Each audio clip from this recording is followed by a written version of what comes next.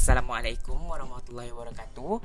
Hari ini saya akan menceritakan tentang salah seorang daripada pengasas keempat mazhab yang digunakan oleh Islam kini, iaitu mazhab Maliki.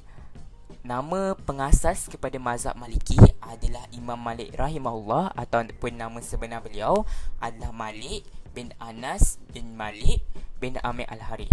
Beliau dilahirkan di kota Madinah pada tahun 93 Hijrah bersamaan dengan tahun 713 Masihi, iaitu pada ketika itu adalah zaman pemerintahan Khalifah Sulaiman bin Abdul Malik yang merupakan pemerintah kepada kerajaan Bani Umayyah.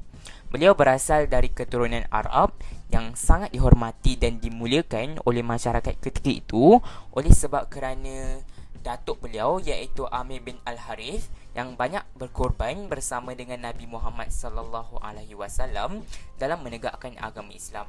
Kehidupan keluarga beliau yang berada dalam keadaan susah tidak menjadi batu penghalang untuk beliau mencapai cita-cita beliau untuk menjadi seseorang yang berilmu.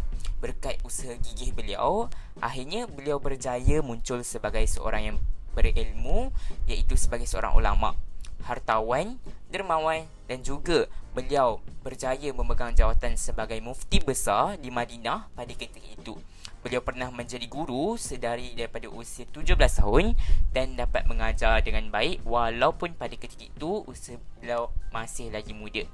Majlis pengajian beliau dilakukan di Masjid Nabawi.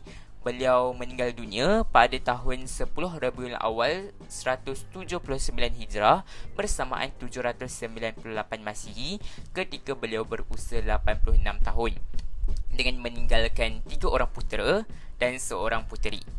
Mazhab beliau iaitu mazhab Maliki kini banyak digunakan di serata dunia, terutamanya di beberapa tempat seperti Maghribi, Algeria, Libya, Iraq dan juga Palestin.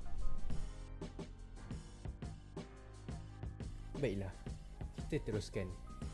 Korang mesti bertanya-tanya, apakah sifat kepribadian Imam Malik sehinggakan beliau menjadi antara salah seorang 4 tokoh mazhab yang terkenal sehingga hari ini. Baiklah, saya akan menceritakan sedikit mengenai kepribadian Imam Malik. Imam Malik amat mencintai Rasulullah sallallahu alaihi wasallam sehinggakan beliau tidak sanggup untuk menunggang kuda di dalam kota Madinah kerana beliau amat menghormati jasad Rasulullah yang dimakamkan di Madinah. Allahu Akbar. Besarnya rasa sayang, rasa cinta Imam Malik terhadap Rasulullah. Baiklah, seterusnya, Imam Malik juga amat menghormati dan mencintai ilmu dengan berpegang teguh pada satu prinsip, iaitu murid mencari guru yang membawa maksud. Jika kita ingin mendalami sesebuah ilmu, kita mestilah mencari guru untuk membimbing kita, bukannya kita menunggu sehingga guru datang untuk menjemput kita. Kemudian, Imam Malik juga dikenali dengan sifat beliau yang amat memuliakan majlis pengajian hadis Rasulullah sallallahu alaihi wasallam, di mana beliau akan memakai pakaian yang bersih serta wangi-wangian.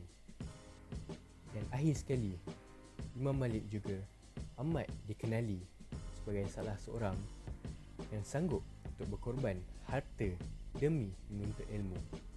Allahu Akbar. Oleh itu kawan-kawan, saya mengajak kalian semua untuk mencontohi sifat-sifat kepribadian Imam Malik. Mudah-mudahan dengan apa yang kita contohi, kita akan berjaya di dunia dan juga di akhirat pada suatu hari nanti, insya-Allah. Sekarang kita beralih kepada sumbangan Imam Malik dalam kepada Islam lah. Jadi daripada segi hasil karya, Imam Malik telah menghasilkan satu karya yang bertajuk Al-Muwatta. Jadi Al-Muwatta ni adalah kitab yang menggabungkan ilmu hadis dan ilmu fiqh. Jadi sebenarnya kitab ini merupakan karya agung yang telah dihasilkan oleh Imam Malik Imam Malik sendiri, Imam Malik bin Anas radhiyallahu anhu.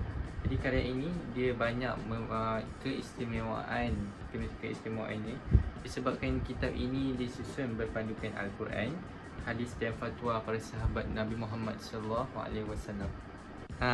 Jadi lepas kita dah tahu pasal tentang Al-Muwatta yang dihasilkan oleh Imam Malik sendiri, sekarang kita nak tahu daripada mazhab yang Imam Malik buat ni, daripada mana dia ambil tu, dia berdasarkan apa yang dia ambil tu. Jadi ada 3 tau. Yang pertama adalah amalan penduduk Madinah. Yang pertama amalan penduduk Madinah. Yang kedua adalah qiyas. Qiyas. Yang ketiga adalah musalihul mursalah. Jadi qiyas dan musalihul mursalah ni nanti saya terangkan apa maksud kedua ni. Okey. Jadi kita sambung apa maksud qiyas ni. Jadi sebenarnya qiyas ni dia merupakan hukum suatu perkara yang baru yang belum ada pada masa sebelumnya. Maksudnya dia tak ada pada hukum tu, tak ada pada sebelumnya, dia merupakan hukum yang baru. Okey. Dengan perkara yang sedia ada kerana bersamaan sebab dan manfaatnya. Jadi pada makna bahasa ia adalah sebagai ukuran, persamaan, pengukuran atau perbandingan. So masalah mursalah ni, dia adalah pembentukan suatu hukum dan syariat yang baik serta berfaedah dan bermanfaat untuk kepentingan manusia dan masyarakat, yang tidak ada sebarang nas atau dalil Al-Quran dan as-sunnah untuk dijadikan bukti dan dasar sama ada ia boleh dilaksanakan, harus atau tidak boleh dilaksanakan mengikut pandangan ulama. Jadi mazhab Maliki ni kat mana dia tersebar? Jadi negara yang tersebar di kawasan mana yang tersebarnya mazhab Maliki ni adalah di Mesir, di Andalusia, di Indonesia, yang terakhir adalah di Afrika.